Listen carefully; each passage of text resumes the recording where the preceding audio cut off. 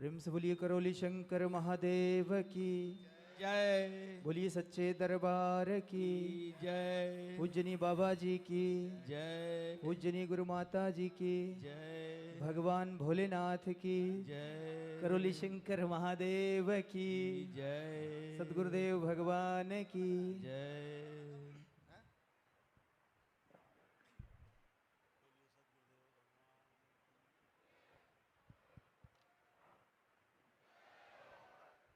ओम।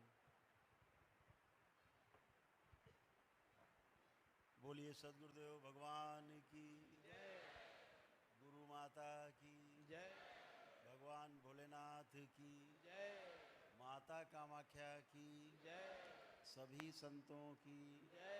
गौ माता की बोलिए सच्चे दरबार की करौली शंकर महादेव की हर हर महादेव।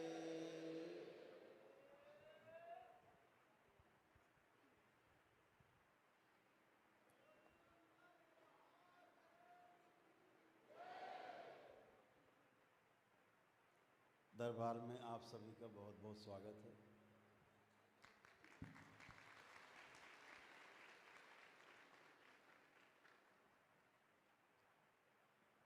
पूर्णिमा के इस विशेष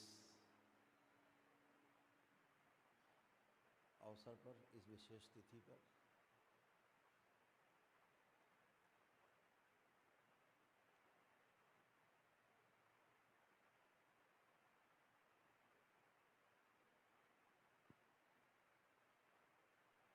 बाबा के भक्तों का और भक्त से शिष्य होने जा रहे हैं उन सभी भक्तों का दरबार में बहुत बहुत स्वागत है।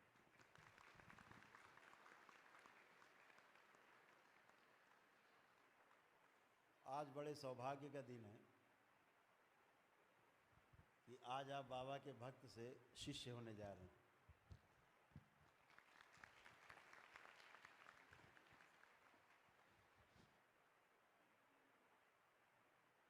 आप उन परम सौभाग्यशाली लोगों में से एक हैं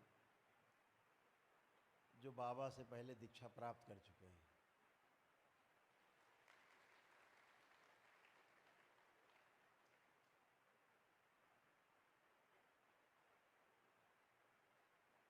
कहते हैं कि जो गुरु का रिश्ता है वो सभी रिश्तों से ऊपर है, सभी संबंधों से ऊपर है, क्योंकि माता पिता हमें और हमारा समाज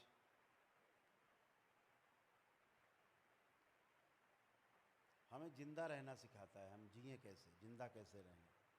दाल रोटी, रोटी कपड़ा मकान यहीं तक सीमित है। हमारे माता पिता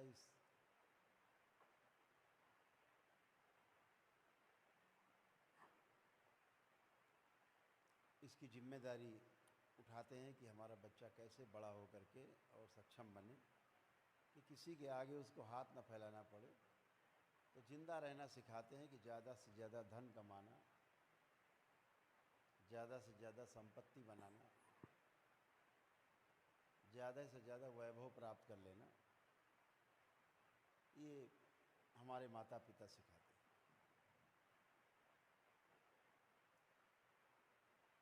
लेकिन जब व्यक्ति को गुरु मिलता है, कोई पूर्ण गुरु बाबा जैसा, तो सारे पुराण भरे पड़े हैं, सारे ग्रंथ भरे पड़े हैं ऋषि मुनि।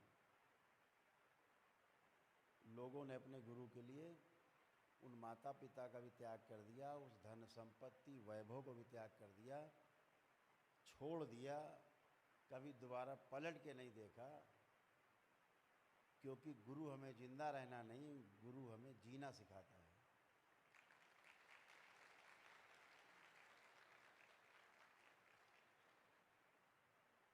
जिंदा तो एक पशु भी रह लेता है। जीने के लिए जो जीने की कला में पारंगत है उसका साथ चाहिए, एक मास्टर चाहिए, एक वो व्यक्ति चाहिए जो पूर्णता प्राप्त हो, जिसको परम पूजनीय बाबा जी हमारे बीच में एक पूर्ण गुरु के रूप में उपस्थित हैं।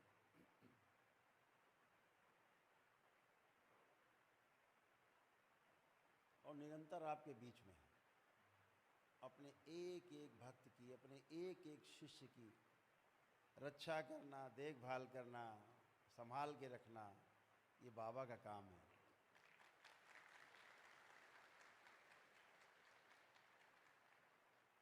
और हमारी माँ उसमें सहयोग करती है, हमारा संरक्षण करती है।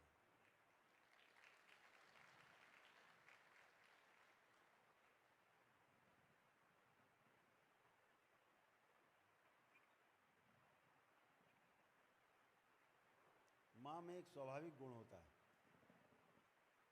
ममता का। ममता शब्द का अंग्रेजी केयर बोलते हैं, केयर करने वाले। ये माँ के हिस्से में आता है ममता। पिता के हिस्से में आता है वात्सल्य, अंग्रेजी में बोलते हैं उसको गाइडेंस। पिता के हिस्से में हमारे खाने पीने का इंतजाम, बाहर के लोगों से सुरक्षा, हमें हर वो वस्तु उपलब्ध कराना, शिक्षा जो हमें चाहिए होती है, पिता का दायित्व है। लेकिन माँ का दायित्व उससे भी बढ़ के है, बहुत ऊपर है। जैसे आप बिस्तर गीला कर दो तो पिता आपके लिए व्यवस्था कर सकता है कि एक दूसरा गद्दा ला दे, बढ़िया दूसरा बिस्तर दे दे, आपको गीले से उठा के आपको सूखे में सुखपूर्वक लिटा दे। लेकिन माँ जैसा नहीं कर सकता कि माँ आपको गीले से उठा के सूखे में लिटा दे अपनी जगह और गीले में खुद लेट जाए। ये पिता नहीं कर सकता।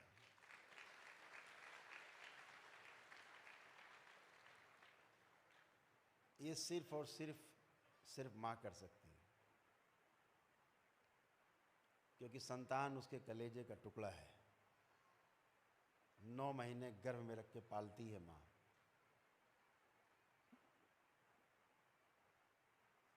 माँ के हिस्से में आता है केयर, लालना, पालना, ममता, दुलार।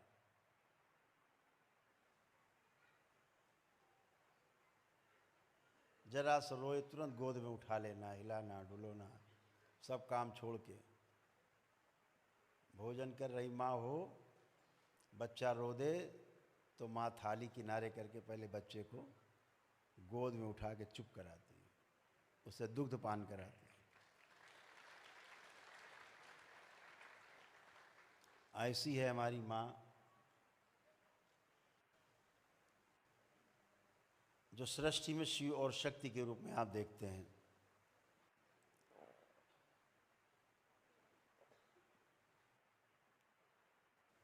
कहते हैं कि एक स्त्री में पुरुष की अपेक्षा 16 गुना ज़्यादा क्षमता होती है। नारी बहुत कोमल है शरीर से, मन से भी कोमल है, लेकिन जब वो कठोर होती है तो पुरुष से 16 गुना ज़्यादा कठोर हो सकती है। ध्यान रखना हमेशा, ये उसके पास विशेष शक्ति है। वो सीता भी बन सकती है और रण की चंडी भी बन सकती है, दोनों शक्ति उसके पास।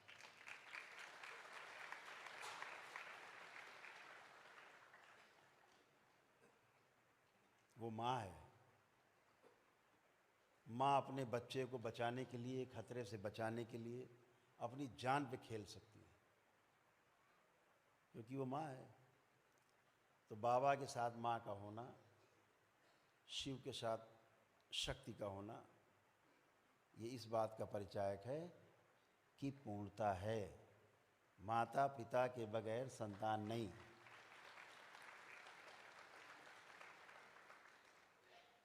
और इसीलिए बाबा को पूर्ण गुरु का दर्जा है।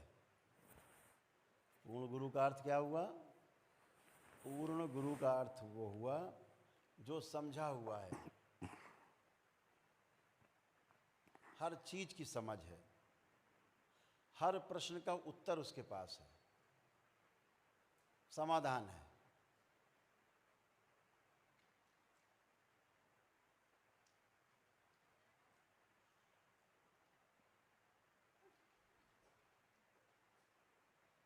मानव लक्ष्य और जीवन लक्ष्य दो अलग अलग हैं, इसको ध्यान से समझना है।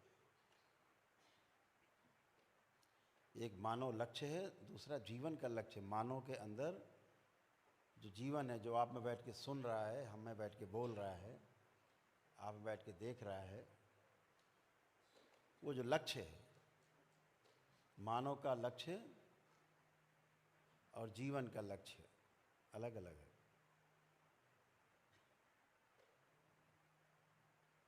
जीवन का लक्ष्य है सुख, शांति, संतोष, आनंद और परम आनंद, ये उसका लक्ष्य है, जीवन का लक्ष्य है। और मनुष्य का क्या लक्ष्य है, मानव का क्या लक्ष्य है? समाधान। कोई प्रश्न नहीं होना चाहिए, प्रश्न ना बचे, ये मानव का लक्ष्य है। प्रश्न है तो दुख है, दुख है तो समस्या है, और अगर समस्या है तो सुखपूर्वक जीना नहीं बनता। तो समाधान है तो सुख है।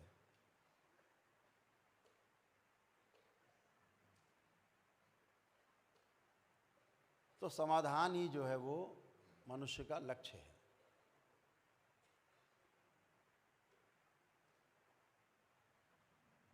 अगर समाधान हो जाए पूरी तरह से तो उसे ही समाधि की अवस्था कहते हैं, समय से पार जाना। जिसके लिए आज आप पहला कदम आज आपने उठाया है बाबा की तरफ, वो समाधान की ओर जाने के लिए आपका आज का पहला कदम है। जो आज आप बाबा के भक्त से उनके शिष्य बनने जा रहे हो, तो एक ही लक्ष्य है, समाधान।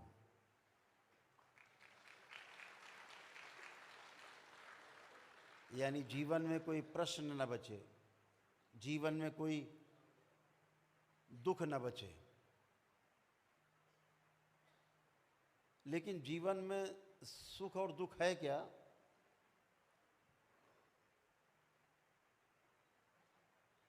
इस बात को समझ लेना भी ठीक रहता है। कभी आपसे चर्चा होगी लंबी, आज तो आप दीक्षा के लिए बैठे हैं।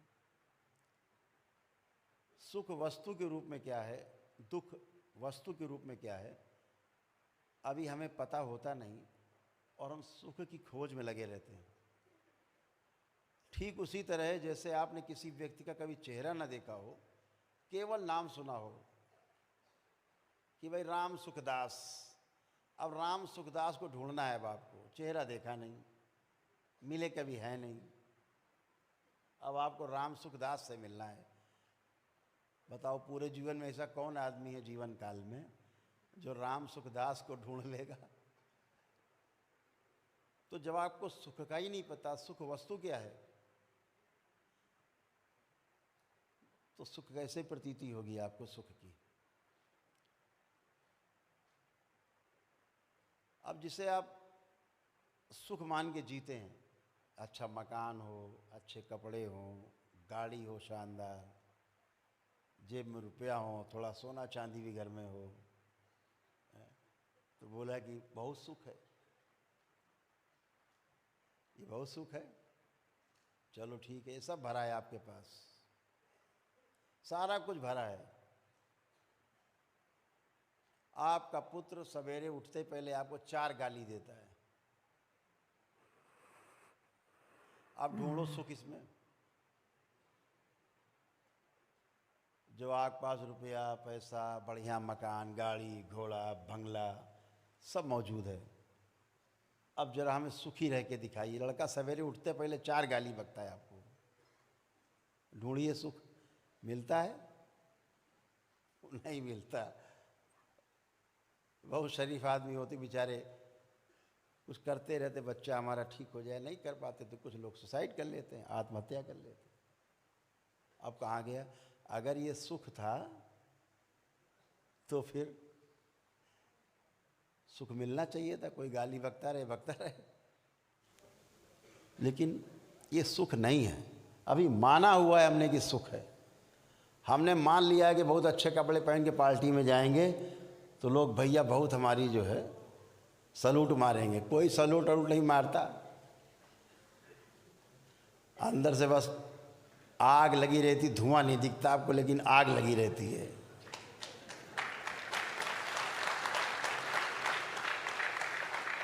इतना अच्छा कपड़ा पहन के इतना शानदार गाड़ी से आया है, आग लगी रहती है अंदर।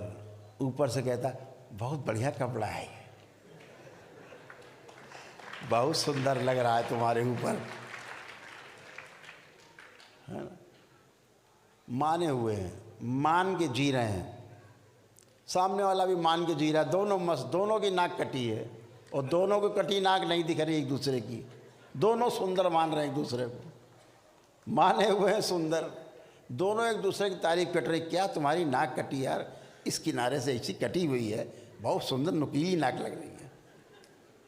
वो उसकी नाक कटी की तारीफ कर रहा है, वो उसके नाक कटे की तारीफ कर रहा है। माने हुए हैं, जी रहे हैं।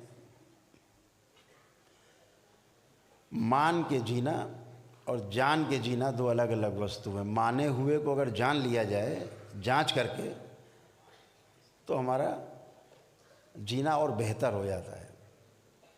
तो जब समाधान मिलता है तो समाधान से सुख है। जब तक समाधान नहीं मिलता किसी चीज़ का तब तक दुख है। तो प्रतीति होना और सुख होना दो अलग अलग वस्तु हैं। इस पे कभी बहुत विस्तार से बात करेंगे।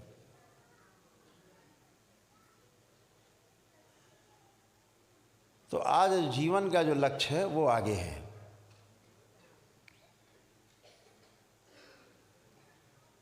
हर व्यक्ति में जीवन के रूप में क्षमता, योग्यता और पात्रता तीन चीज़ें रहती हैं। जीवन के रूप में देखा जाए तो सभी इसके चरम को छू सकते हैं। सब में ये क्षमताएं विद्यमान हैं, योग्यताएं विद्यमान हैं, पात्रताएं विद्यमान हैं, आप पा सकते हैं।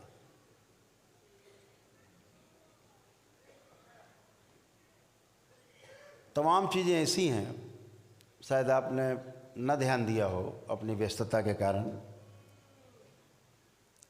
हम लोग तो खाली आदमी हैं तो बहुत ध्यान देते हैं।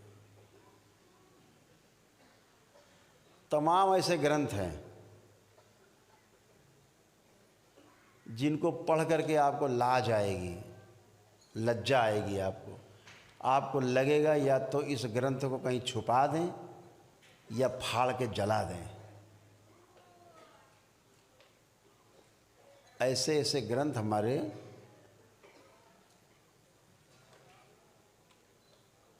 हिंदू संस्कृति में हम लोग हैं तो सामने आ जाते हैं ग्रंथ। ऐसे ऐसे पुराणों में ऐसी ऐसी चीज़ें हैं। हमारे आराध्य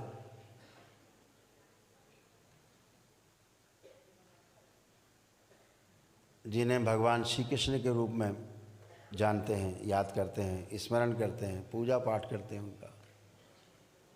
योग साधना में जाते हैं तो भगवान श्री कृष्ण का स्मरण किए बगैर आपका ध्यान साधना, उपासना पद्धति पूरी नहीं होती, शुरुआत ही नहीं होती। ऐसे भगवान के प्रति भी ऐसी ऐसी अशोभनीय बातें ग्रंथों में लिखी हैं, पढ़ के लज्जा आती है। और उसका बखान करते हैं लोग बैठ करके मंच पे, तो सिर भी शर्म से झुक जाता है। लेकिन आप ढोलक और मंजीरा के बीच में ये नहीं जान पाते कि ये भगवान की बड़ाई नहीं कर रहे, ये भगवान की निंदा कर रहे हैं। कुछ भी बोले चले जा रहे हैं, कैसा भी बोले चले जा रहे हैं।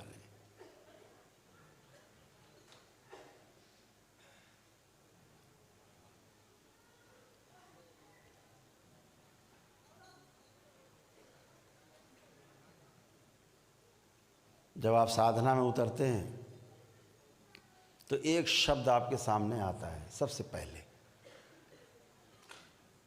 उस शब्द को हम कुंडलिनी के नाम से जानते हैं। कुंडलिनी जो है एक ऊर्जा है जो हमारे मूलाधार में स्थिर है। माना जाता है कि एक सर्प जैसा आकार में ऊर्जा है जो 3.5 गोलाकार कुंडली में बैठी हुई है सुप्तावस्था में। ध्यान और साधना से हम उसे संधान करते हैं और उसको मूलाधार से ऊपर की ओर गति करते हैं। अभी अधोगामी है, फिर ऊर्ध्वगामी के लिए गति करते हैं।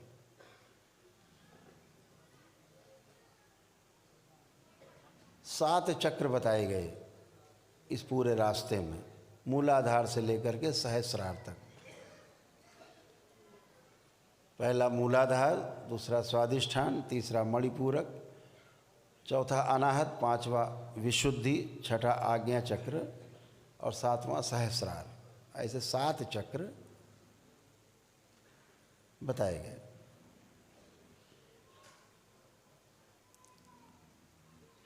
इन 7 को वेद कर जब ब्रह्म माना गया, इसके पार जाते हैं तो पार ब्रह्म बोल देते हैं। पर ब्रह्म जैसा हो।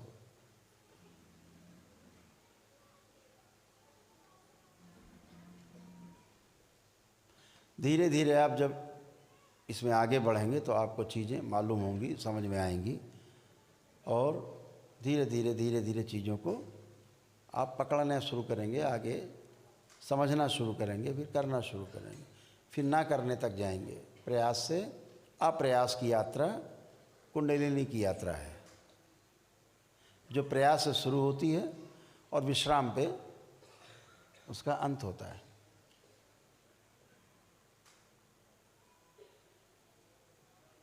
उस कुंडलिनी में बोला जाता है कि जो बाईं तरफ ऐसे कुंडलिनी सर्फ हर जगह क्रॉस करता है, ऐसे मान के चलते। 2 ऊर्जाएं हैं जो बाएं और दाएं और एक बीच में है। जो बाएं हैं उसको बोल देते हैं ईड़ा, जो बाएं हैं उसको बोल देते हैं ईड़ा, जो दाहिनी तरफ है उसको बोलते हैं पिंगला, जो बीच में है उसको बोल देते हैं सुषुम्ना। इसको और ज्ञानियों ने आगे जब विस्तार से चर्चा की, हमारे ग्रंथ तमाम इस तरह के शब्दों से आच्छादित हैं कि जो खोलना चाहेगा, डिकोड करना चाहेगा, उसी को खुलेगा उसका अर्थ। बाकी सब अर्थ का अनर्थ है पढ़ेंगे। लिखा है सूक्ष्म के रूप में, साधना के रूप में, योग के रूप में, उसको लोग स्थूल में ले जाते हैं। जो जिसके अंदर जैसी भावना होगी, 2 दृष्टियों से देखने वाला उसको स्थूल जगत में अप्लाई करेगा और इस तीसरे नेत्र से जागा हुआ व्यक्ति उसको उस स्तर पे अप्लाई करेगा जो लिखा है, उससे समझने की कोशिश करेगा। तो ईड़ा, पिंगला और सुषुम्ना बोला। श्रद्धा के साथ लोग शब्द बदल देते हैं। थोड़ा ऋषि मुनियों ने और आगे समझा तो लिखा गंगा, जमुना, सरस्वती। यानी जो ईड़ा है उसको गंगा कहा, वो ठंडा है। ईड़ा ठंडी धारा है, बाईं धारा ठंडी है। दाहिनी धारा गर्म है, उसे पिंगला कहा। तो ऋषि मुनियों ने क्या कहा? ईड़ा को गंगा कहा, ठंडक है। जमुना गर्म नाड़ी है तो उसे पिंगला कहा। और सरस्वती ज्ञान की देवी है, तो जो हमारी सुषुम्ना है वो ज्ञान की नाड़ी है, जिस पर हम आगे चलेंगे, आप चलेंगे, यात्रा करेंगे। तो उस ज्ञान की नाड़ी का नाम सुषुम्ना है। तो कह दिया गंगा, जमुना और सरस्वती। ज्ञान दिखता नहीं, ज्ञान अनुभव किया जा सकता है। ज्ञान को आप देख नहीं सकते। ऐसे सरस्वती हमारे ऋषि मुनियों ने व्यवस्था कर दी प्रयागराज में कि गंगा जमुना जहाँ मिलती है वहाँ सरस्वती नदी भी मिलती है। जहाँ दोनों मिल रही, तीनों मिल रही, प्रयागराज कह दिया। वो तीर्थ है, वो तीर्थ स्थल है, तो प्रयागराज कह दिया गया उसको। गंगा जमुना सरस्वती तीनों मिल गई। बोले वो दिखती नहीं सरस्वती नदी प्रयाग जी में, प्रयागराज में सरस्वती नदी नहीं दिखती, गंगा जमुना दिखती, धाराएं मिलती। यानी ज्ञान दिखता नहीं, जो होता है। किसी ने कह दिया कि रज तम सत, रज कह दिया ईड़ा को, पिंगला को कह दिया तम, और सुषुम्ना को कह दिया सत, सात्विक। ऐसे तीन नाड़ी। ऐसे ही मैं उन बुद्धिमानों को बताना चाहता हूं जिन्होंने राधा को एक कैरेक्टर मान लिया। राधा भी ऐसा ही एक कैरेक्टर है, इसीलिए कहीं ग्रंथों में उनका, न महाभारत में न भागवत पुराण में कहीं पर भी उल्लेख नहीं है। अगर हम आपकी बात मान लें कि भगवान श्री कृष्ण की 16,108 रानियाँ थी, तो राधा से शादी करने में क्या आपत्ति थी? कोई आपत्ति नहीं। 8 तो उनकी पटरानियाँ ही थी।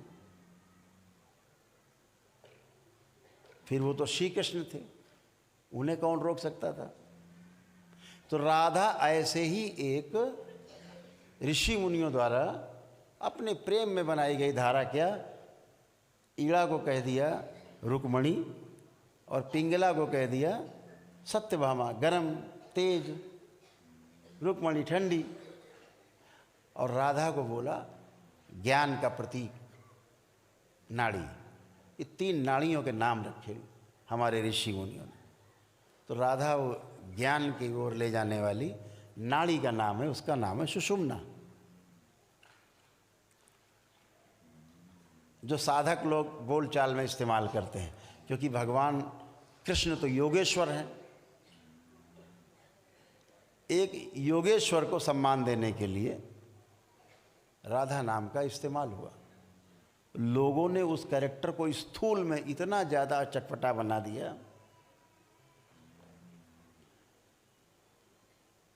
कि हमें अपने आराध्य के लिए दिन भर में 4-6 लोगों से लड़ना ही पड़ता है कि ऐसे नहीं थे वो। जिनकी 16,108 पत्नियां बता रहे हो, तो हमें उन महापुरुषों से भी पूछना पड़ता है कि उनके मस्तक पर आपने कभी मयूर पंख देखा है?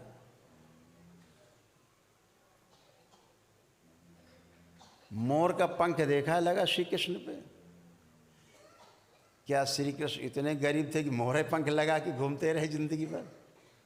लेकिन मोर पंख ही लगा रहा उनके। क्यों? क्योंकि भगवान श्री कृष्ण ने कभी किसी स्त्री के साथ संसर्ग नहीं किया।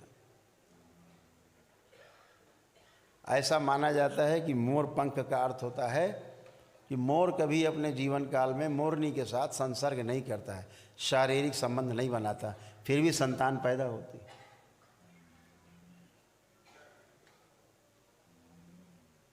मोर से कुछ आंसू गिरते उल्टी करता छोटी सी, मोरनी खा लेती है उसको, गर्भ से रह जाती है।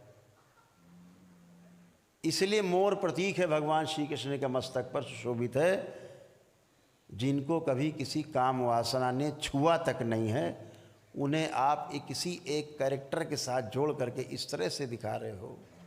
और मैंने तो एक पुराण पढ़ी हुई है पुराण, इन 18 पुराणों में एक पुराण भी है जिसमें इतना गंदा गंदा, इतना गंदा गंदा लिखा है कि यहाँ बैठा कोई माता पिता अपने बच्चों को पढ़ा नहीं सकता।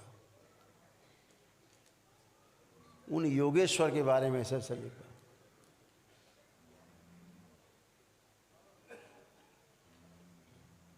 तो किताबों में मत जाइएगा कभी, ध्यान रखिएगा, फंस जाओगे। हमेशा अपने अनुभव की बात मानना। आज जो आप पहली सीढ़ी पे कदम रखने जा रहे हो, आज आप पहली बार अनुभव करने जा रहे हो जीवन का। अभी तो शरीर के सुख देखे हैं, जो जीवनगत सुख है उस सुख का नाम है निरंतर सुख, जहाँ कभी सुख की बीच में कटिंग नहीं होती है, निरंतर सुख है, अबाध सुख। वो आपका अनुभव से ही आता है, जीवन से ही आता है। शरीर में सुख और दुख आ सकते हैं, जीवन में आप चाहें तो केवल सुख ही सुख हो सकते हैं और निरंतर सुख बना रह सकता है, कभी दुख की तरफ लौटेगा ही नहीं, दुख होगा ही नहीं। तो आज जिस आप कभी चर्चा करेंगे, राधा पर चर्चा करेंगे, सब पे सब प्रतीकात्मक है। रावण को दशानन कह दिया गया, रावण को दशानन कहा गया। क्यों कह दिया गया? इसीलिए कह दिया गया कि हमारा जो पहला चक्र है, हमारी कुंडलिनी से जब यात्रा शुरू होती है सहस्रार तक, मूलाधार से, तो मूलाधार में कमल के 4 पंखुड़ी बताई गई, 2 पंखुड़ी इधर, 2 पंखुड़ी इधर, 4 पंखुड़ियाँ बताई गई। स्वादिष्ठान में 6 पंखुड़ियाँ बताई गई, 3 इधर 3 इधर, कमल की। लेकिन मणिपूरक पर जो नाभि के पास चक्र है, नाभि के आसपास, उस चक्र का नाम है मणिपूरक चक्र। उसमें 10 दल का कमल बताया गया, 5 कमल के दल इधर, 5 इधर, 5-5 पंखुड़ी, 10 पंखुड़ी।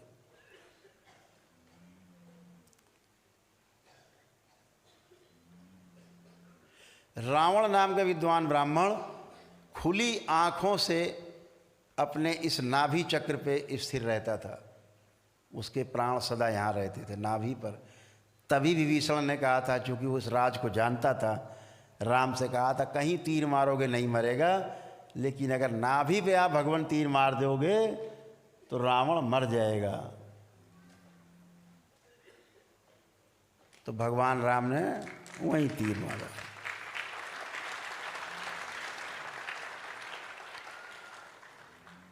हम आँख खुली रखते हैं आप सब, तो मूलाधार में रहते हैं। मूलाधार कहाँ है? मल और मूत्र द्वार के बीच में जो जगह नीचे, हम मूलाधार स्थिर है, ऐसा माना जाता है। खुली आंखों से वहाँ रहते हैं, आंख बंद करके चलते हैं तो ऊपर को चलते हैं। खुली आंखों से हर व्यक्ति वहाँ रहता है। रावण कहाँ रहता था? नाभि पर, खुली आंखों से। राम, इसलिए रावण को दशानन कहा गया। दशानन, 10 कलाओं का ज्ञाता, 10 कलाओं का ज्ञाता थे रावण। खुली आंखों से नाभि पर रहते थे। राम को कहा गया कि 12 कला के अवतार है। इसके ऊपर आता है मणिपूरक के ऊपर अनाहत चक्र, अनाहत, ये 12 दल का कमल है यहाँ पर। इसीलिए भगवान राम को कहा गया 12 कलाओं के अवतार। सुना होगा आप लोगों ने, 12 कलाओं के अवतार क्यों कहा गया? राम एक ऐसे योगी थे, महायोगी, खुली आंखों से अनाहत चक्र पे निवास करते थे। आंख खुली है, रहते यहाँ थे। इतने बड़े योगी थे। महान ऋषि परंपराओं का संरक्षण उन्हें प्राप्त था।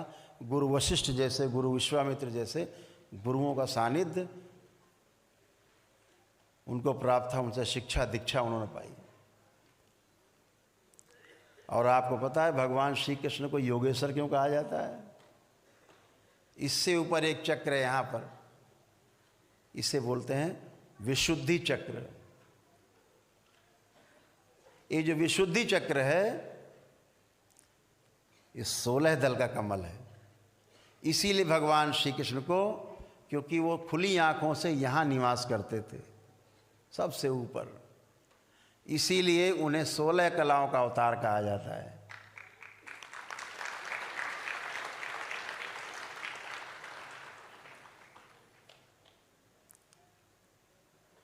यानी जिन्हें काम, क्रोध, मद, लोभ, अहंकार कुछ छू भी न गया हो, विशुद्धि। इसीलिए उन्हें 16 कलाओं का अवतार कहा जाता है। भगवान श्री कृष्ण को खुली आंखों से यहाँ रहते थे। सबसे ऊपर थे, राम से भी आगे एक अवतार। और हमारे कुछ महान लोगों ने जो ये धरती पे जिंदा हैं, उन्होंने उन्हें काम कला का अवतार बना दिया है भगवान श्री कृष्ण को। शर्म आनी चाहिए इनको। डूब के मर जाना चाहिए चुल्लू भर पानी में। जो योगेश्वर है, जिसको काम क्रोध मद लोभ कभी छू ना गया हो, उससे दिन भर ऐसा बता दिया कि दिन भर बस वो स्त्रियों के साथ रमण कर रहे हैं, गोपिकाओं के साथ दिन भर रमण कर रहे हैं। तुम्हें पता भी है कि गोपिकाएं कौन है?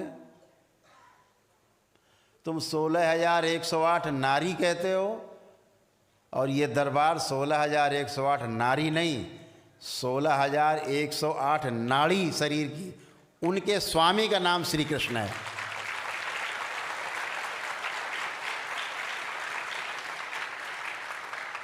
जैसे पति को स्वामी कह दिया जाता है, तो भगवान श्री कृष्ण को क्या किया गया? 16,108 नाड़ियों के स्वामी, जिनके नियंत्रण है नाड़ियों पर, एक एक नाड़ी पर। उनके शरीर की एक भी नाड़ी बगैर उनकी इच्छा के धड़क नहीं सकती थी। उनका नाम योगेश्वर श्री कृष्ण है। और आप उन्हें 16,108 नारियों का पति बताते हो? शर्म आनी चाहिए। इतना ही नहीं, ये भी लिख डाला सबके 10-10 लड़के, एक एक लड़की उत्पन्न हुई। हद है भाई। आगे पढ़ो तो आपके नीचे से पैर धरती खिसक जाएगी। एक ही काम था उनके पास। तो महाभारत तुमने लड़ी? इतने दैत्य मरवाए जीवन काल में, तुमने मरवाए थे। यही काम करते रहे बेचारे। आगे पढ़ो तो धन्य हो जाएगा आप उस योगेश्वर को।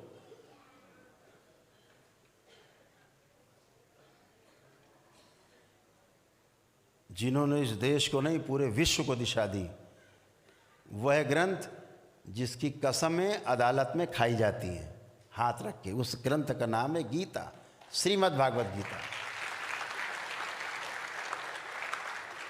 रामायण पे हाथ रख के कसम नहीं खाता कोई, श्रीमद् भागवत गीता पे रख के कसम खाता है। उस योगेश्वर कृष्ण के बारे में ऐसी ऐसी बातें, भद्दी भद्दी, दिन भर एक ही सूत्री कार्यक्रम। 8 वर्ष के श्री कृष्ण, 12 वर्ष की राधा। आप कह रहे हो दिन भर लिए पड़े रहते थे? अरे होश में हो भाई, होश की दवा खाओ। जब गोकुल छोड़ा श्री कृष्ण भगवान ने, तब उनकी उम्र 12 वर्ष थी। आप उन्हें काम कला का अवतार बता रहे हैं? अरे शर्म के मारे चुल्लू और पानी में डूब के नहीं मर जाओ। अपने भगवान के बारे में कुछ अच्छी अच्छी बातें करो, बच्चों को कुछ अच्छी शिक्षा मिले, बच्चों को उनका ज्ञान चक्षु खुले। चीज़ें लिखी गई हैं कोड में, जे जान ही तेई दे जनाई, बाकी मूर्ख बने रहो, इसलिए लिखा गया। बहुत विस्तार से बोलेंगे किसी दिन, तो इनकी धज्जी उड़ाएंगे जितने बदमाश हैं ये।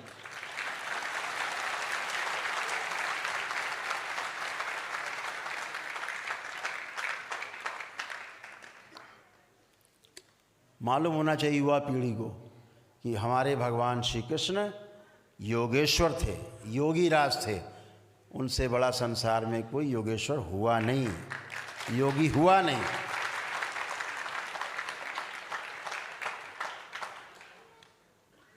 वो योगेश्वर नहीं होते तो भगवान परशुराम ने अपना सुदर्शन चक्र उनको नहीं दिया होता। भगवान परशुराम उन अवतारों में से एक हैं जिनके ऊपर आरोप लगा देते लोग बैठ के, केवल ब्राह्मणवाद का, जो क्षत्रिय विरोधी थे, बस ऐसे बना दिया। अरे भैया कुछ तो बुद्धि लगा लो यार। आप उनकी बात कर रहे हो जिनको जाति का मतलब नहीं, किसी से कोई लेना देना नहीं। जिन्होंने मानव धर्म को ही श्रेष्ठ माना, भगवान भोलेनाथ के एकमात्र शिष्य जिनका नाम है भगवान परशुराम हैं, जिनका नाम है भगवान परशुराम। ऐसी सी बात है। तो अगर वो योगेश्वर नहीं होते श्री कृष्ण, तो भगवान परशुराम उन्हें सुदर्शन चक्र नहीं देते। सुदर्शन चक्र भगवान श्री कृष्ण को भगवान परशुराम ने ही प्रदान किया था, उन्हीं से मिला। कहाँ से जाति पात आ गई? किस ब्राह्मण को उन्होंने सुदर्शन चक्र दे दिया?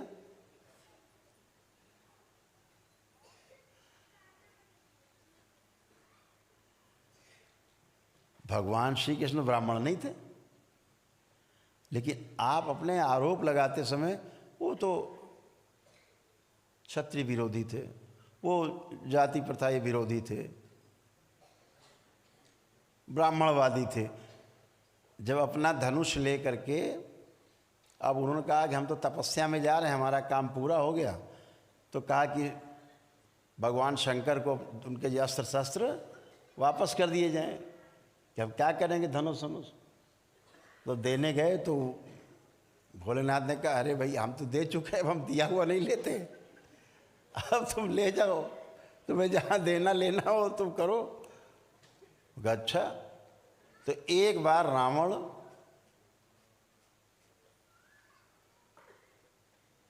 को बंदी बना लिया था सहस्रबाहु ने, अपनी कैद में रखे था। तो भगवान परशुराम भगवान शंकर से मिलने गए तो उन्होंने कहा कि भाई तुम शिष्य तो हमारे हो, लेकिन तुमने दक्षिणा आज तक नहीं दी। बोले प्रभु आप आदेश करो दक्षिणा। तो बोले आधी दक्षिणा में आज दो, आधी। बोले आधी मतलब? बोले आधी आज और आधी बाद में। कि प्रभु दिया आदेश करो। तो बोले रावण जो है सहस्रबाहु जो राजा है उसकी कैद में है, उसे छुड़ा दो। और भगवान परशुराम की कौन से पुदीना काटे थे, किसी का जो झगड़ा था भाई। भगवान भोलेनाथ के कहने पे, महादेव के कहने पे उन्होंने जा कर के अकेले ही, वो तो वन मैन आर्मी थे, अकेले ही आर्मी उनके बराबर कुछ था ही नहीं, मार काट के रावण को छुड़ा लाए, आज़ाद करा दिया। ये दुश्मनी सहस्रबाहु की और भगवान परशुराम की थी, जो उन्होंने, उनके परिवार ने उनके पिताश्री की हत्या करके गाय का मामला बना करके और उनकी हत्या की, बदला लिया। वो कथा हम आपको सुना ही चुके हैं पहले कि भगवान परशुराम ने कभी भी एक भी क्षत्रिय की हत्या नहीं की।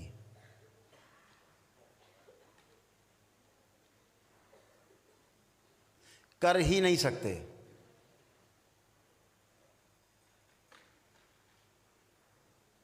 ये कथा फिर आपको हम सुनाएंगे कभी। आज बहुत समय हो जाएगा, नहीं ठंडी लग रही गर्मी लग रही हमें तो पता नहीं।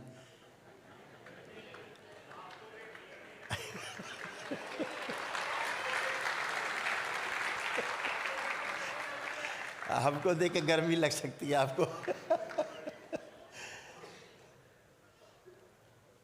पता है, चलो 5 मिनट लगेंगे, सुनाई देते कहता भगवान परशुराम।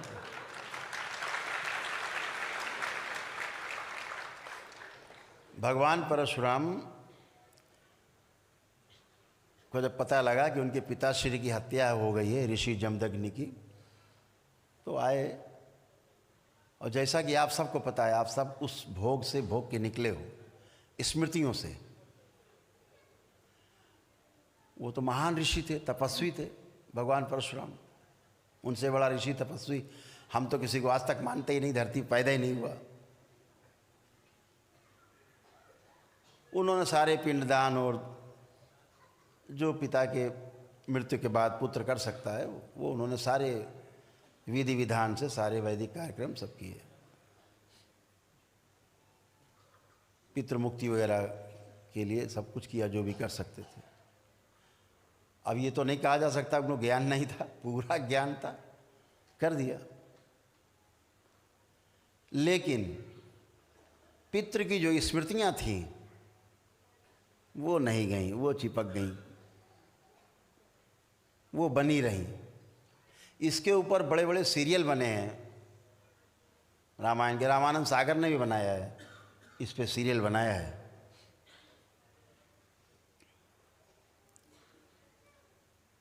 वो स्मृतियां चिपक गई।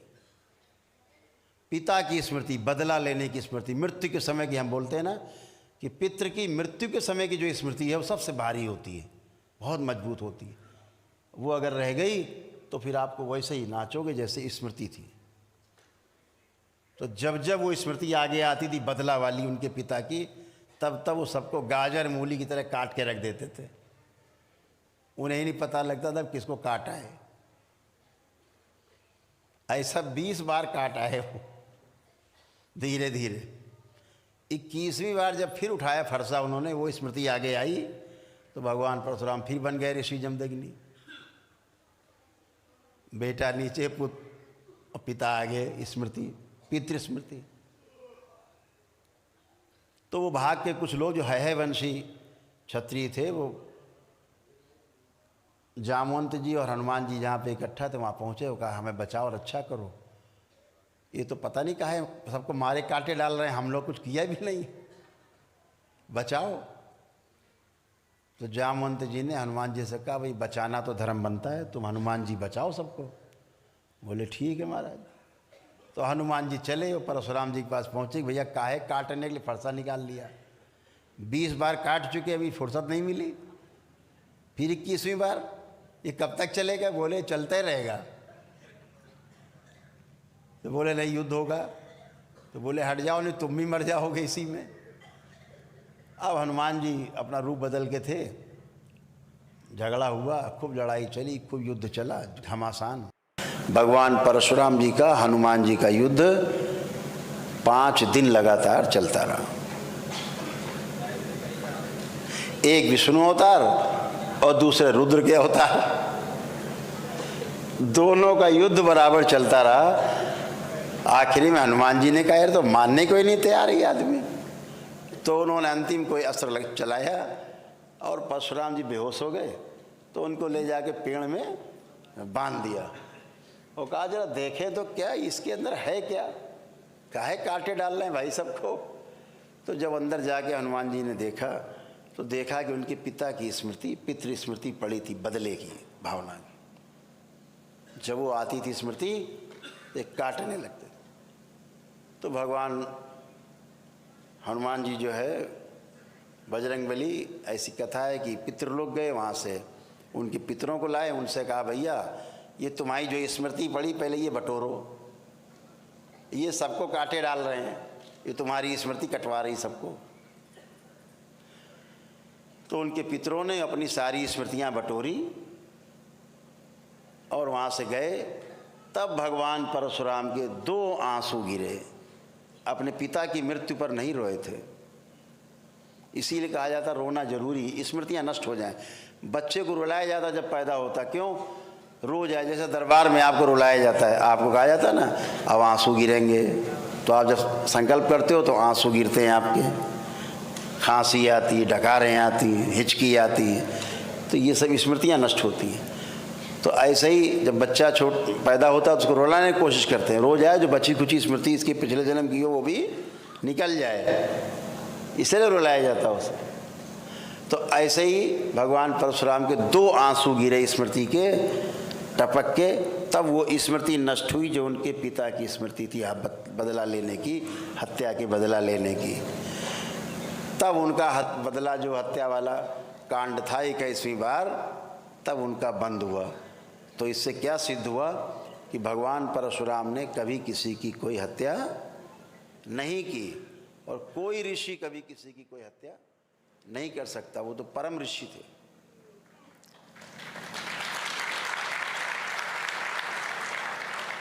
उसके बाद फिर उन्होंने जितने लोगों की हत्याएं की थी, जब उनको पता लगा कि हमने इतनी हत्याएं कर दी हैं, हनुमान जी ने बताया तुमने इतने लोग मार डाले, लाखों लोग मार डाले, तो उनको बड़ा दुख हुआ। तो उन्होंने जितने लोग मारे थे सबका पिंडदान किया, सबका श्राद्ध किया, सभी का, सबको मुक्ति दिलाई उन्होंने। ये भगवान परशुराम ने किया। तो गलत ढंग से प्रचार करके लोग अपनी रोटी सेकते हैं, वो रोटी सेकने से बाज आना चाहिए, जो वास्तविक मूल बात है उसको सामने लाना चाहिए सबके। तो वो भगवान परशुराम जिन्होंने कोई हत्या ही नहीं की किसी क्षत्रिय की, रावण से संबंध इतना था कि उसको छुड़ाया था उन्होंने, तो क्या हुआ, वो धनुष लेके रावण के पास पहुंचे। जब रावण के यहाँ गए तो उन्होंने देखा कि किसी एक ब्राह्मण का वो अपमान कर रहा था, तो उन्होंने धनुष उसको देने से इनकार कर दिया। तब वो राजा जनक के यहाँ गए, और फिर धनुष कहाँ गया, वो जनकपुरी में गया। तो भैया राजा जनक तो ब्राह्मण नहीं थे, तो धनुष काहे दिया। तो जो दुनिया भर की तमाम कथाएं गड्ढम सड्डम लोगों ने सुना रखी हैं, समाज को भ्रमित कर रखा है, इस भ्रम से बाहर निकलना है, ग्रंथों से बाहर निकलना है, यथार्थ में आना है, अनुभव में आना है, अनुभव में जीना है कि कोई ऋषि मुनि कभी किसी की कोई हत्या ही नहीं कर सकता। चींटी तो मर नहीं सकती पैर के नीचे, आदमी कहाँ से काट देगा वो। तो ऐसे भगवान परशुराम ने भगवान श्री कृष्ण को अपना सुदर्शन चक्र दिया। तब भगवान श्री कृष्ण जो जरासंध से के भय से वो भी पीड़ित रहते थे, भाई रिश्तेदार थे, जब वो चक्र मिला तो थोड़ा सुरक्षा हुई, तब वो सुदर्शन चक्रधारी कहलाए।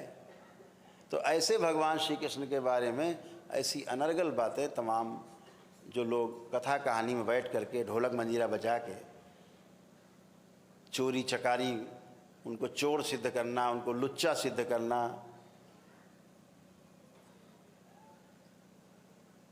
लड़कियों के पीछे दिन भर पड़े हैं, कपड़ा चुरा के भाई चढ़ गए ऊपर, लड़कियां नहा रही थी तो कपड़ा चुरा लिया ऊपर चढ़ गए, इस टाइप की हरकतों वाली बातें लिखना बताना।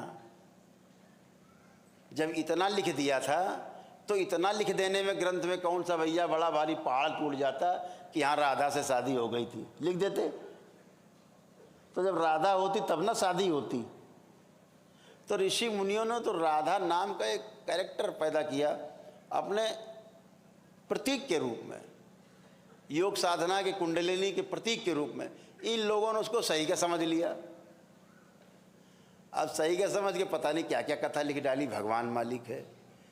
तो हम तो इन सबसे कहेंगे भैया थोड़ी बुद्धि का इस्तेमाल करो, और हमारे आराध्य को उनके जो उन्होंने किया जीवन काल में मानव जाति के लिए, जीवन भर अपना पूरा जीवन लगा दिया भगवान श्री कृष्ण ने, उसका बखान करो।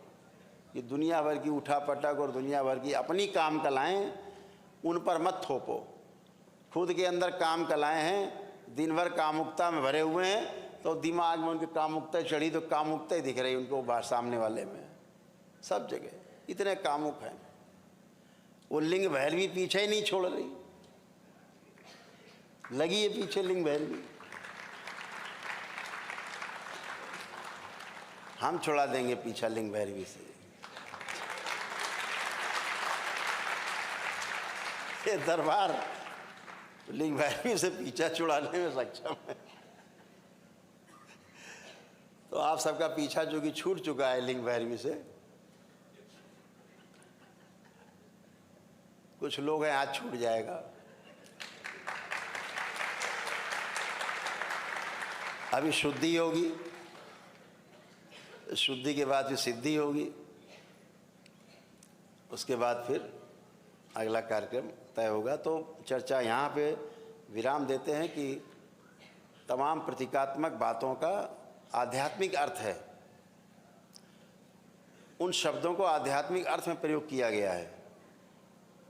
लोगों ने स्थूल में कहानियाँ बना ली, आध्यात्मिक में लिखा, और कुछ लोग आए उसको शब्दों में कहानी बना ली। एक तीसरे काका आए, उन्होंने सही मान के सब रख कर डाला, सही मान लिया, सब ऐसा ही था। तो ऐसा कुछ नहीं है। जब आध्यात्मिकता में आप उतरेंगे तमाम रहस्य खुलेंगे आपके सामने कि माँ महाकाली कौन है, माँ दुर्गा शक्ति कौन है, तो हनुमान कौन है, तो फिर शिव कौन है। तो ये बाद में सब खुलेगा जब आप धीरे धीरे चलते जाओगे एक एक कदम। रावण कौन है, तो राम कौन है, तो कृष्ण कौन है, तो शिव कौन है। अभी आप देख रहे हो, ये देख रहे हो, ये कमल ही है, ये भी कमल है, ध्यान रखो, जिसे आप त्रिशूल कह रहे हो। ये 2 दल का कमल है, बीच में अगल बगल 2 दल हैं, पंखुड़ी, एक ये एक वो। यहाँ पर 2 ही दल का कमल है, यहाँ 16 दल का कमल है, और जो आज्ञा चक्र है इसमें 2 दल का कमल है, एक इधर पंखुड़ी और एक इधर, तो 2 बीच में रहता ये कमल का।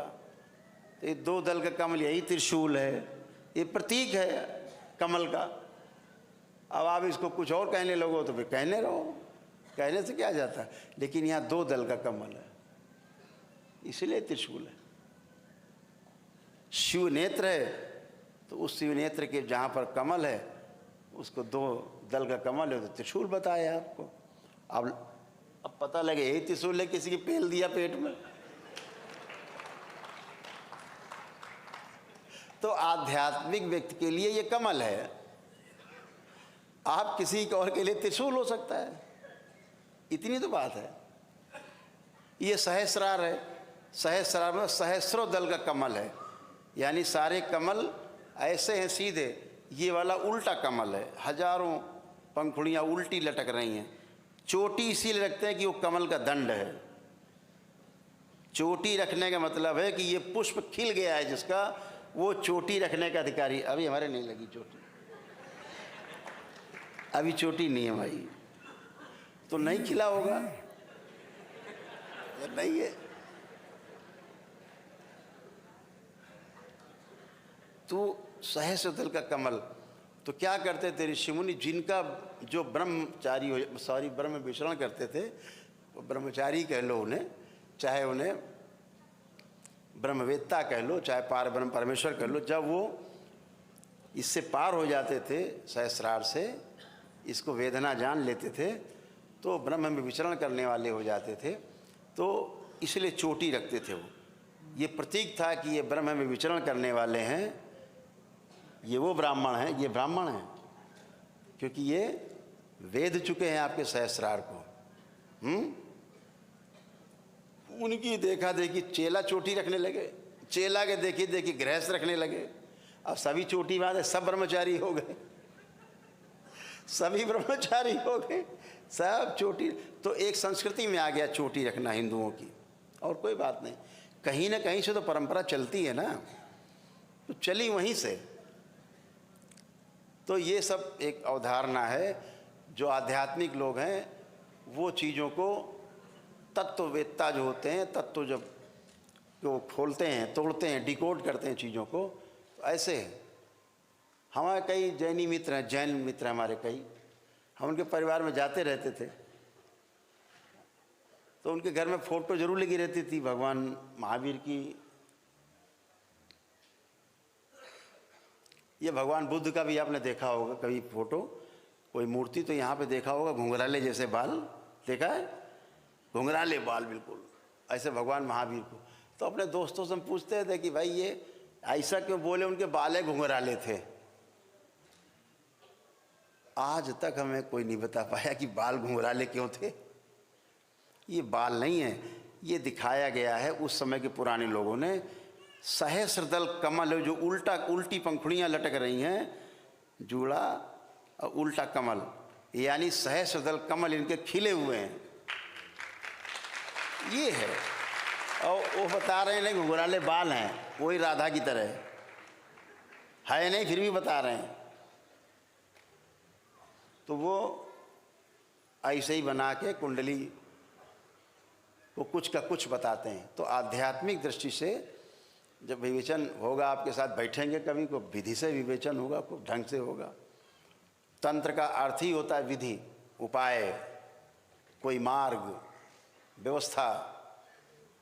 तो तंत्र में सब कुछ उपलब्ध है, सब अनुभवगम्य है, सब अनुभव आप कर सकते हैं। पहली सीढ़ी आज आपकी है और आप इसमें प्रवेश कर रहे हैं। पुनः आप सबको बहुत बहुत धन्यवाद, बहुत बधाई।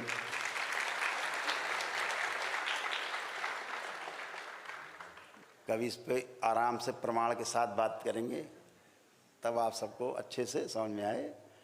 अभी तो आज ये किया जाए कि सभी लोग आंखें बंद कर ली जाए।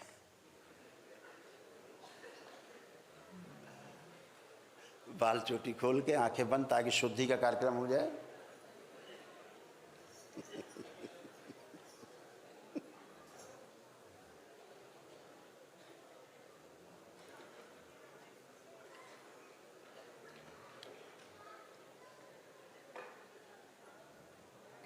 सभी लोग बाल चोटी खोलकर नेत्र बंद।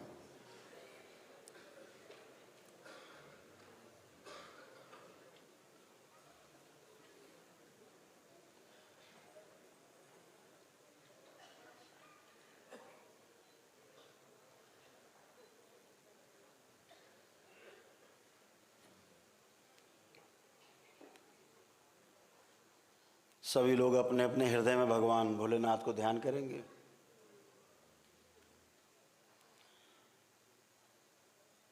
शक्ति स्वरूपा माता कामाख्या को प्रणाम करें। परम पूजनी बाबा जी को प्रणाम कर लें और गुरु माता जी को प्रणाम करें। दरबार से प्रार्थना करें, पूजनी बाबा जी, हम सभी आपकी शरण में हैं। कृपा करके हमें अपने भक्त से शिष्य के रूप में स्वीकार करके अपने डीएनए के ऊर्जा पथ में स्थान देने की कृपा करें। विनती है कि हम सदैव ही आपके बताए हुए मार्ग पर चलते रहेंगे और पूरे विश्व का कल्याण करने की भावना के साथ कार्य व्यवहार करते रहेंगे। विनती है कि हमें अपने श्री राधा रमण शिष्य संप्रदाय में शामिल करने की कृपा करें। हम आपके सदैव ही ऋणी रहेंगे।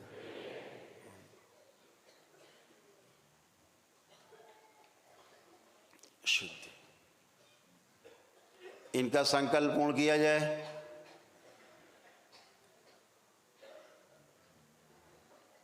ओम शिव। इन सब की शुद्धि कर दी जाए। ओम। सभी की गंदगी बची हो जिसमें उल्टी करा दी जाए, खांसी के रूप में, डकार के रूप में, जमुहाई के रूप में, आंसुओं के रूप में, हिचकी के रूप में, सब गंदगी बाहर निकाल दी जाए। ओम शिव। सब गंदगी बाहर, बची हुई गंदगी सब बाहर, कोई शेष ना बचे।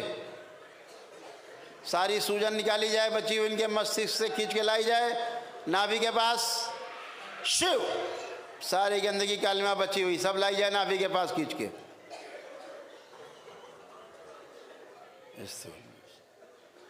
सब नाभि के पास से निकाल ली जाए बाहर जड़ करके। शिव। सब नष्ट करके सेवकाओं को खिला दी जाए।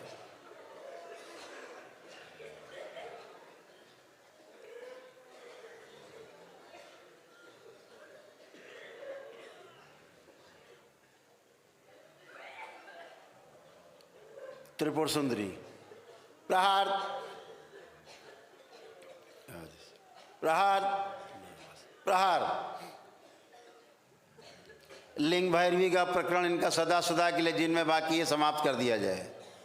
खींच के लाई जाए, पूरी सृष्टि से खींच के लाई जाए जो इन सब से संबंधित हैं। सब खींच के लाई जाए। शिव। आखिरी अंश तक खींच लिया जाए इसका। त्रिपुर सुंदरी। इन्हें दोनों रसों में डुबो दिया जाए। जिनसे खींच के लाई गए इन लोगों से, इनके परिवार के सदस्यों से, उनको भी उनके सूक्ष्म शरीरों के साथ दोनों रसों में डुबो दिया जाए सदा के लिए। शिव।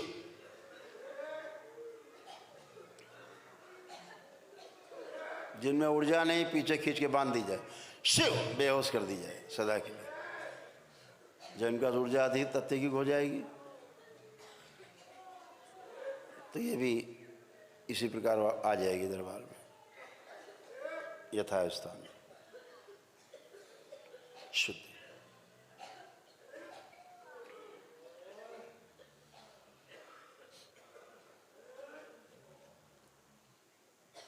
शुद्धि, जो ये ऊर्जा ओज छीन के ले गई इन सब से वापस छीना जाए, शुद्धि सबको वापस कर दिया जाए। कामदेव इन सब की बड़ी हुई काम वासनाएं कामुकता अपने में समाहित करें और समाहित करें और समाहित करें।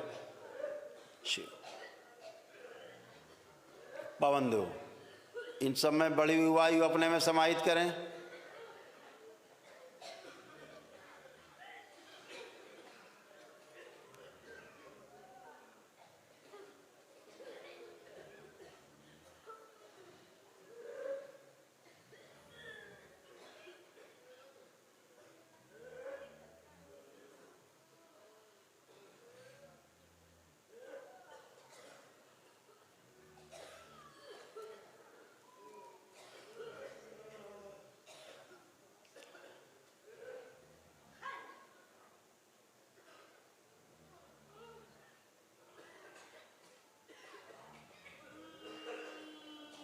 शुद्धि पवन देव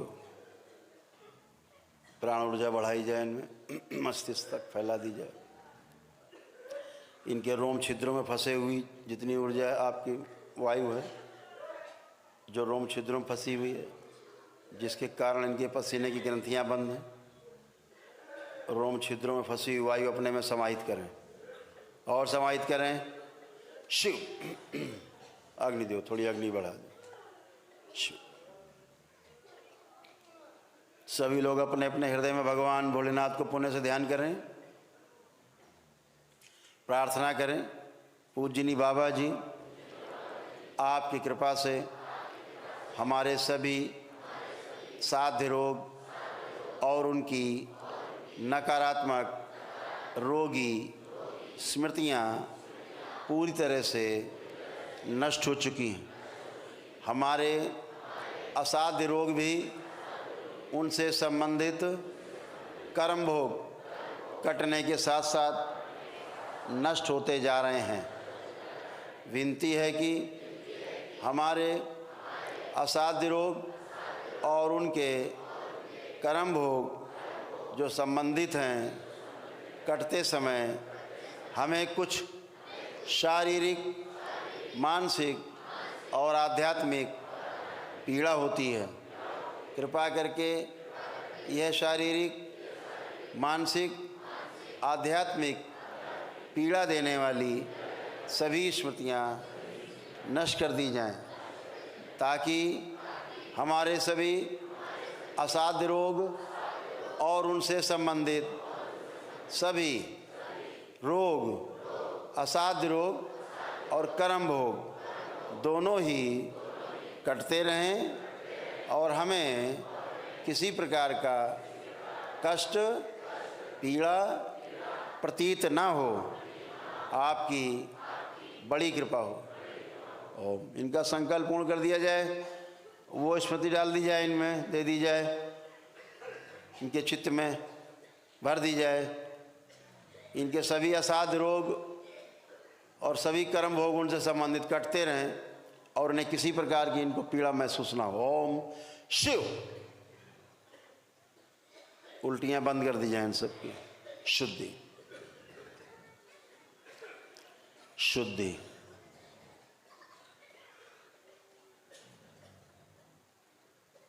सभी लोग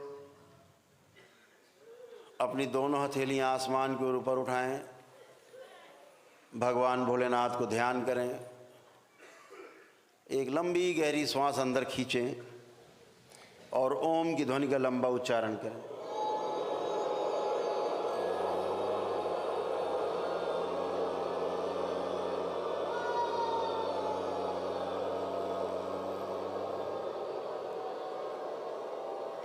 ऐसे 2 बार और करेंगे।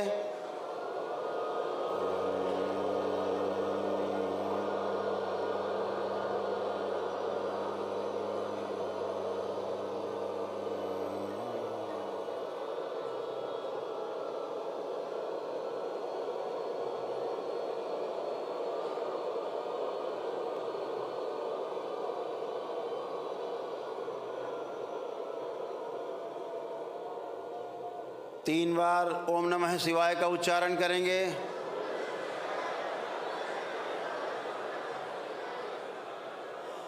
तीन बार तालियां बजाएं। हथेलियां अपनी जांघों पे रखें, 3 थपकी दें। आपस में रगड़ें दोनों हथेली, अपने अपने नेत्रों पे रखें। ऐसे 3 बार करके और धीरे धीरे अपने अपने नेत्र खोल देंगे। सभी लोग प्रेम से बोलिए सद्गुरुदेव भगवान की। अब बढ़िया शुद्धि हो गई। और ये शुद्धि बनी रहे, इसके लिए ज़रूरी चीज़, जो कैमरामैन है बच्चे, ये 1 मिनट के लिए बैठ जाएंगे अपना जुगाड़ लगा के, ताकि ये दंड सब लोग देख सकें, किसी को अवरोध ना हो। ये जो दंड है, इसको आँख खोलकर लगातार आप लोग देखते रहेंगे तो जो शुद्धि हुई है सिद्धि में बदल जाएगी और सदा बनी रहेगी। ओम।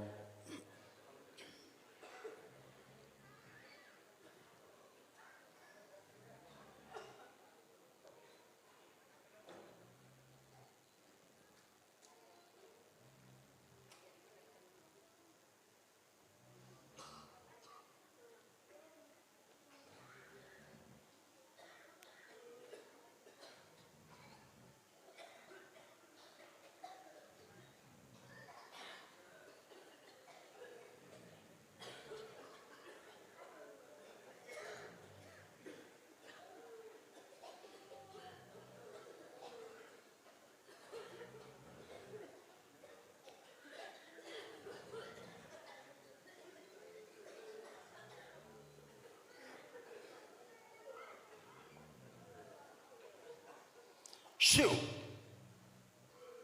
शुद्धि सिद्धि। नेत्र बंद।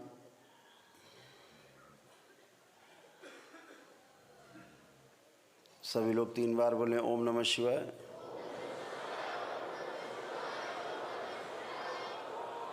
दोनों हथेलियां आपस में रगड़ें, नेत्रों पे रखें। ऐसे 3 बार करके और धीरे धीरे अपने नेत्र खोल देंगे। सभी लोग प्रेम से बोलिए सद्गुरुदेव भगवान की।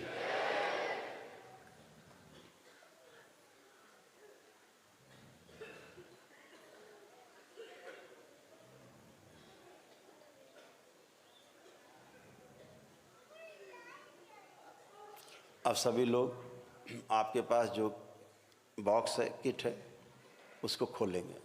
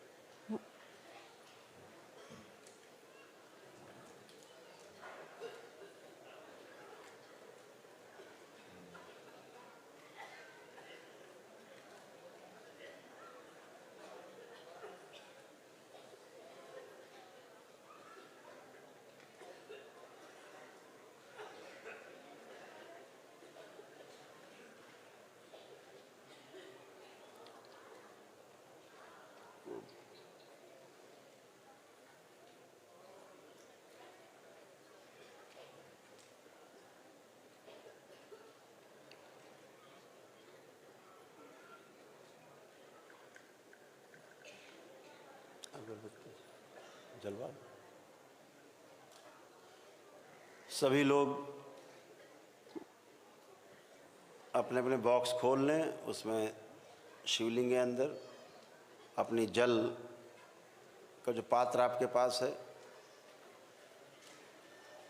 नेत्र बंद करें। पहले सबसे पहले कभी पूजा पाठ करें तो सबसे पहले बाबा और माँ का सुमिरन करेंगे, प्रणाम करेंगे उनको। उसके बाद कोई पूजा पाठ करें तो सब लोग प्रणाम कर लें बाबा और माँ को एक बार।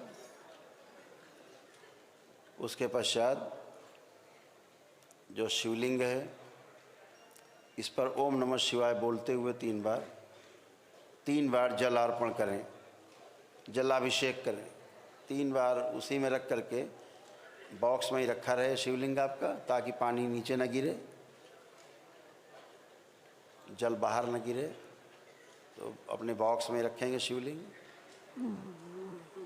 3 बार ओम नमः शिवाय, 1 बार जल डालें, फिर दूसरी बार जल डालें ओम नमः शिवाय, फिर तीसरी बार जलाभिषेक करें ओम नमः शिवाय करके।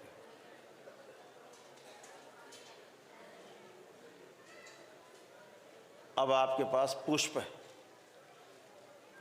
ओम नमः शिवाय बोलते हुए शिवलिंग के ऊपर पुष्प अर्पित करें।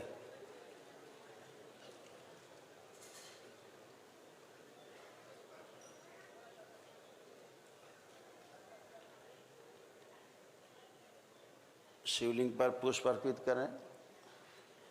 ये अगरबत्ती आग पास आ रही हैं, आप इसे धूपित करेंगे ओम नमः शिवाय बोलते हुए, और ये अगरबत्ती बगल में देते जाएंगे ताकि एक दूसरे को बढ़ाते जाएंगे, ताकि सभी इससे पूजन कर पाएँ।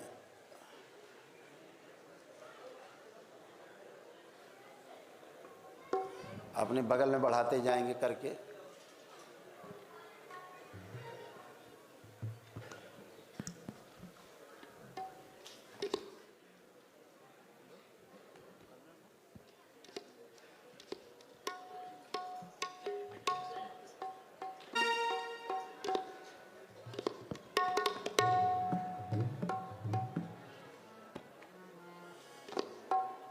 करते जाएं पूजन।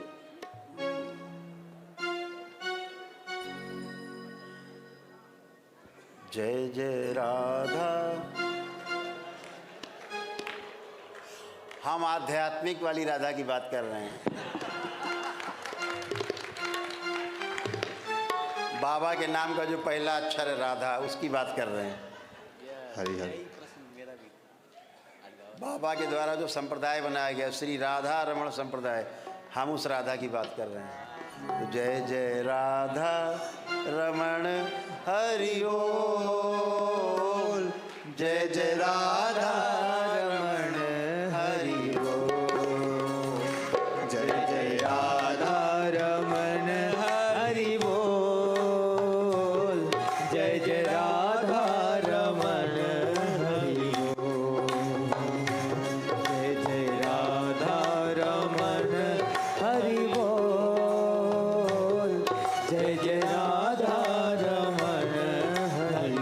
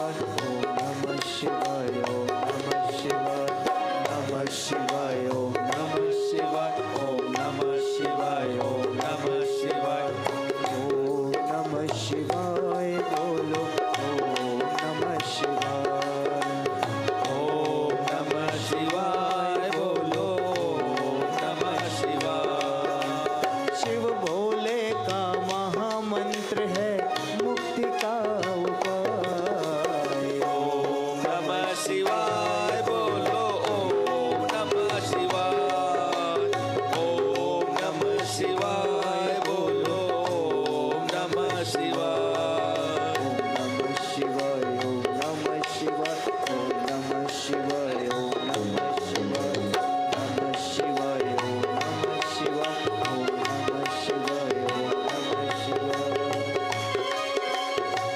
करता करे न कर सके गुरु करे सोए सात दीप नौखंड में गुरु से बड़ा न कोई जय जय राधा रमन हरि बोल जय जय राधा रमन हरि बोल स्वर बिन मिले न सरस्वती गुरु बिन मिले न ज्ञान गुरु बिन ज्ञान हराम है चाहे पढ़ लो वेद पुराण जय जय राधा रमन हरि ओम जय जय राधा रमन हरि ओम हरि ओम हरि ओम हरि ओम जय जय राधा रमन हरि ओम रब दा बन्निया संगला दे नाल गुरु ही आन छुड़ावे रब दा बन्निया संगला दे नाल गुरु ही आन छुड़ावे गुरु दा बन्निया धागे दे नाल रब भी खोल न पावे जय जय राधा रमन हरि ओम जय जय राधा रमन हरि ओम हरि ओम हरि ओम हरि ओम हरि ओम जय जय राधा रमन हरि ओम जय जय राधा रमन हरि ओम जय जय राधा रमन हरि ओम जय जय राधा रमन हरि ओम जय राधा रमन हरि ओम जय जय राधा रमन हरि ओम बोलिए सतगुरु भगवान की जय बोलिए गुरु महाराज की जय बोलिए गुरु माता की जय बोलिए भगवान भोलेनाथ की जय और ये करौली शंकर महादेव की जय।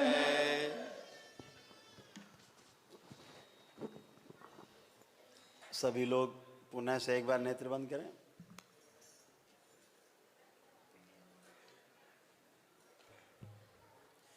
नेत्र बंद करके सभी बच्चे अपनी अपनी आंखें बंद करें।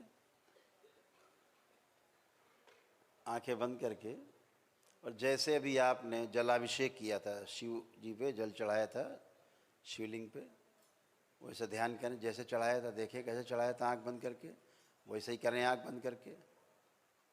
जैसे आप चढ़ा रहे हों ऐसे ही करें आंखें बंद करके। 3 बार ओम नमः शिवाय बोलते हुए ओम नमः शिवाय जल चढ़ाएं, फिर ओम नमः शिवाय फिर जल चढ़ाएं। और जैसे पुष्प चढ़ाए थे वैसे ही पुष्प चढ़ाएं आंख बंद करके कल्पना में अपनी।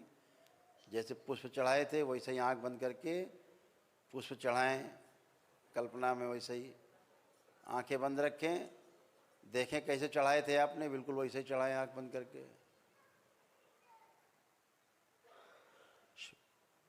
अब जैसे धूप बत्ती आपको मिली थी, आपने उसको धूप बत्ती से धूपित किया था शिवलिंग को, वैसे ही करें।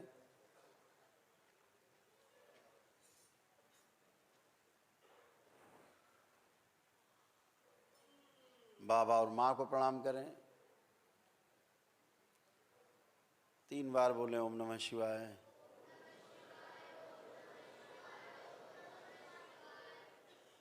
दोनों हथेलियां आपस में रगड़ें, अपने नेत्रों पे रखें।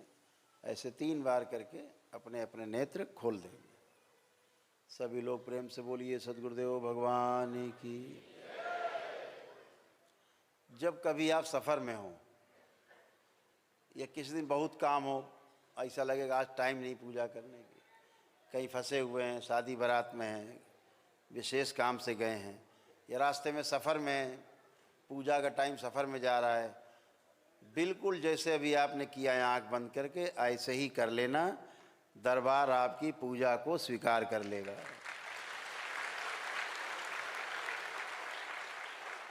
तो आपके अंदर ये बोध नहीं आएगा कि आज हमने पूजा नहीं की। इतना ही कर लेंगे, हो गई पूजा स्वीकार।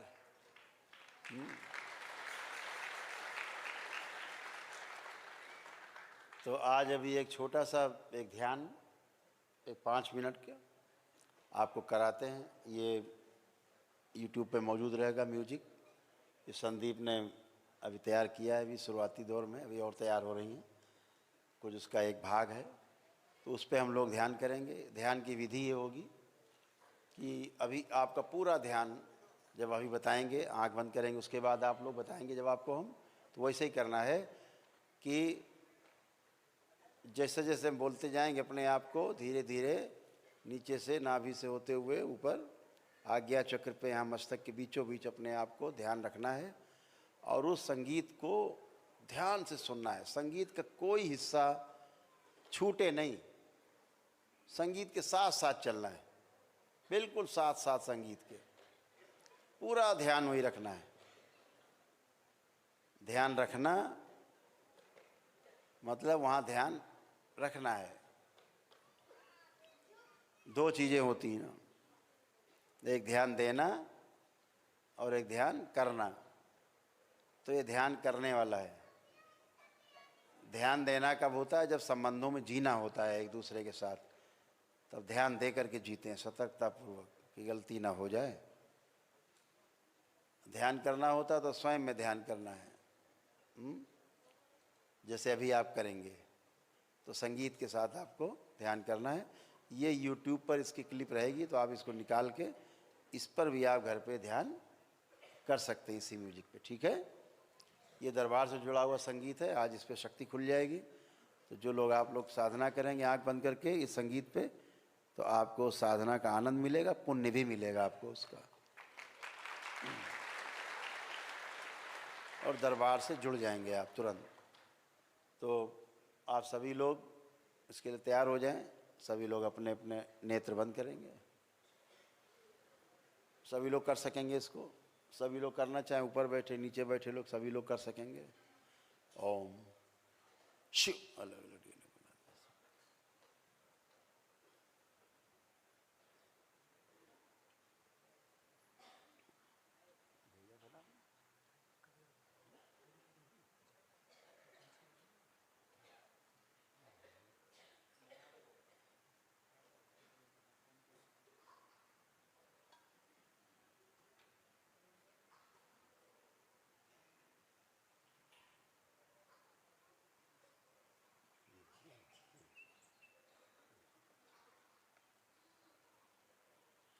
हम बताएंगे जब बताए। ओम ओम। सभी लोग नेत्र बंद।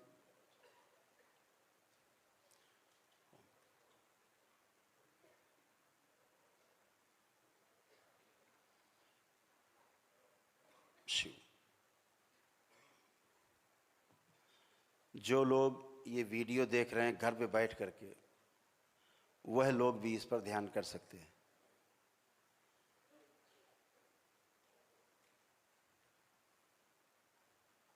वह सभी लोग भी जो इस लाइव कार्यक्रम को देख रहे हैं, दरबार से जुड़े हैं अथवा नहीं भी जुड़े हैं, तो इस कार्यक्रम को आप इसमें शामिल हो सकते हैं। ओम शिव। सबको तोड़ के अलग कर दिया डीनो गुर्जापत से, जितने लोग देख रहे हैं लाइव में। शुद्धि सब बांध दीजिए अपने स्तंभित, ध्यान के दौरान स्तंभित।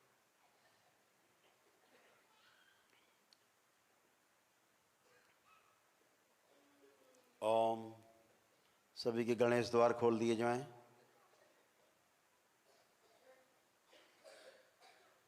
स्नो ग्रंथि, ब्रह्म ग्रंथि खोल दीजिए। शिव। कुंडलिनी सक्रिय, अधोगामी से ऊर्ध्वगामी कर दी जाए सभी की कुंडलिनियां। ओम शिव। सभी आज्ञा चक्र की ओर गति करेंगे। महेश ग्रंथि बंद रखी जाए सभी। शिव। बिना मेरी आज्ञा के नहीं खुलेगी कभी।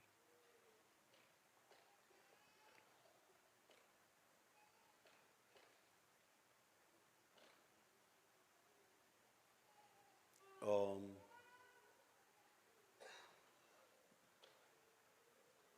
मूलाधार से ऊपर उठे। ओम। नाभि, स्वादिष्ठान, मणिपूरक, अनाहत से होती हुई शुद्धि और आज्ञा चक्र पे, मस्तक बीचों बीच, मस्तक के बीचों बीच स्थिर हों। देखना शुरू करें। गहरी गहरी 3 सांस खींचें और छोड़ें। खूब गहरी सांस खींचें, भरें पेट में और छोड़ें।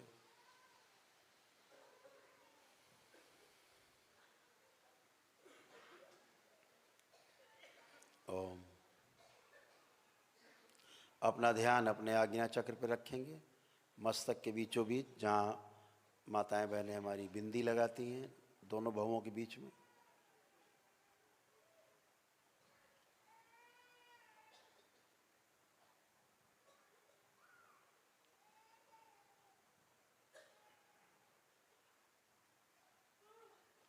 पूरा ध्यान वहीं पर रखेंगे।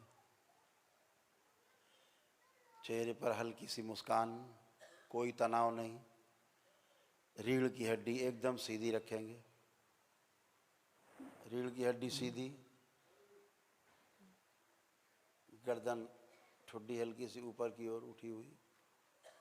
चेहरे पर हल्की सी मुस्कान रखते हुए, बगैर किसी तनाव के अपना ध्यान आज्ञा चक्र पे रखना है। और इस संगीत के साथ साथ आपको रहना है। ध्यान पूरा आज्ञा चक्र पे, और संगीत ध्यान पूर्वक सुनना है आपको। कुछ भी इस संगीत के बीच में कुछ और भी आवाज़ें आएँ अगर आसपास से, तो विचलित नहीं होना है। वो भी संगीत का ही भाग समझ के, उसका एक अंग समझ के संगीत का पीछा करते रहना है। ध्यान।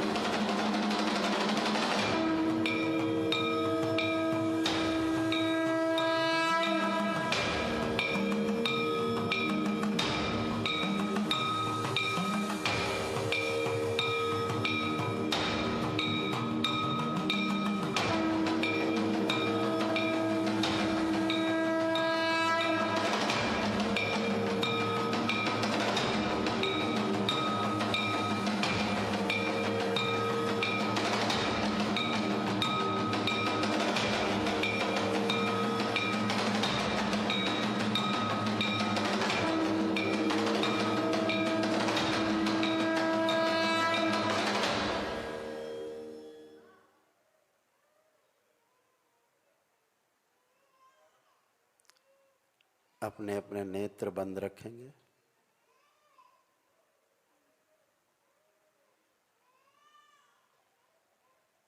ओम कुंडलिनी शांत।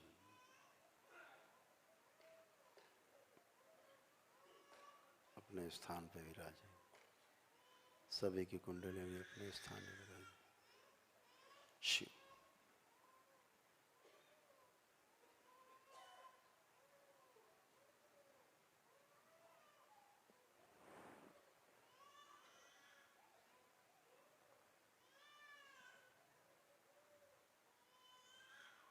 शुद्धि।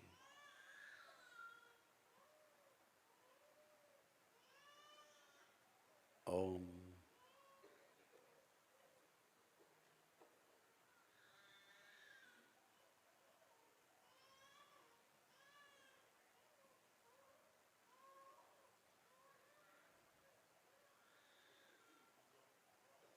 शांत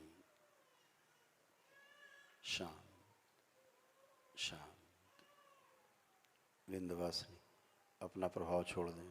कुंडलिनी मस्तिष्क शरीर। ओम शांत शांत शांत।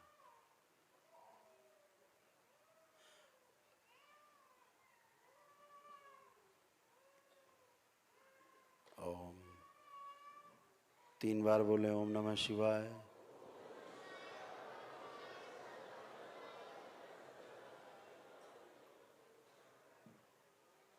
शुद्धि। दोनों हथेलियां आपस में रगड़ें, अपने अपने नेत्रों पे रखें। ऐसे 3 बार दोहराएं और धीरे धीरे अपने अपने नेत्र खोल लें। सभी लोग प्रेम से बोलिए सद्गुरुदेव भगवान की।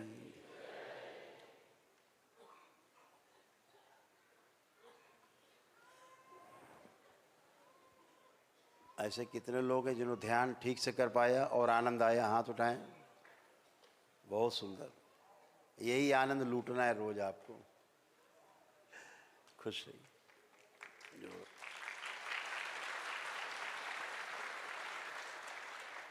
इन 3 दिन में सबको ध्यान साधना जो कराई जाएगी और प्रेरित किया जाएगा, आपको अभ्यास कराया जाएगा। आज कल परसों 3 दिन यही कार्यक्रम है। जो लोग रह पाएंगे तो वो ध्यान साधना मिलके हम लोग करेंगे सब लोग। तो आज का जो कार्यक्रम है यहीं पर विराम देते हैं। प्रातःकाल 10 बजे से दीक्षा का कार्यक्रम शुरू होगा। तो उसके पहले सुबह सेवक बताएंगे कितने बजे आपको यहाँ आना है, व्यवस्था बनाने के लिए। यहीं पर दीक्षा का कार्यक्रम दरबार में होगा। तो आप सभी लोग प्रातःकाल 10 बजे यहाँ पर उपस्थित होंगे। हरि हरि।